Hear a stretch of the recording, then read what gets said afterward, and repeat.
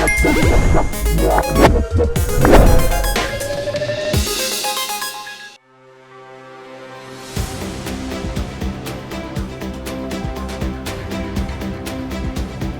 first quarter of FY23 went quite bad for metal shares. But the first week of July, metal shares got their shine back. Amidst few good factors for metal shares, everyone was waiting for June quarterly results of metal companies. During June, quarterly results of metal and mining companies were mixed. After imposition of 15% export duty of metals on 21st May this year, metal prices witnessed a sharp fall. Even after the decline of steel prices, average realization of companies increased by 6 to 12% quarter-on-quarter. Realization means actual income. The average realization of ferrous companies increased by 5,850 to 8,400 rupees per ton, as against the estimate of 2,400 to 4,200 rupees per ton. However, volumes declined by 16 to 33% due to a levy of export duty and fall in demand. SAIL saw the biggest drop in volumes and JSPL the lowest. Input costs increased and volumes reduced due to higher coal prices.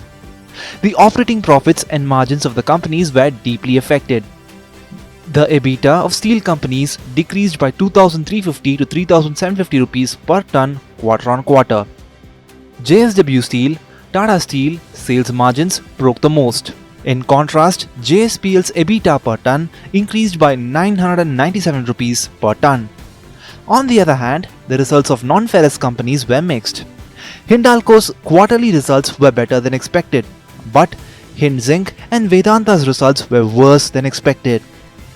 Besides the fall in prices on the London Metal Exchange, that is LME, non-ferrous companies were affected by the reduction in volumes and higher costs.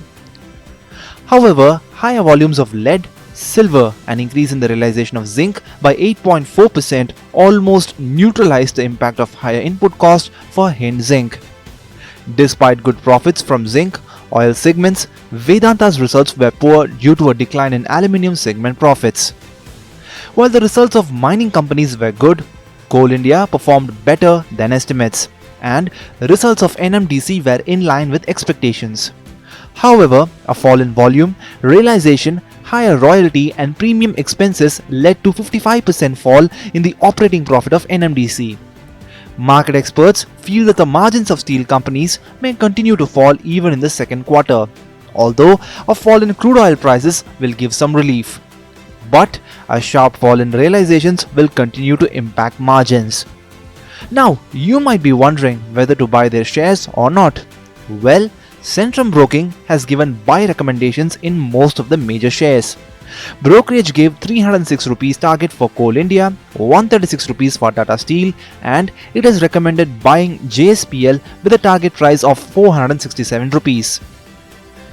The shares of Coal India are currently trading at around 229 rupees. Hence, by investing in these shares, you can make a pretty good return.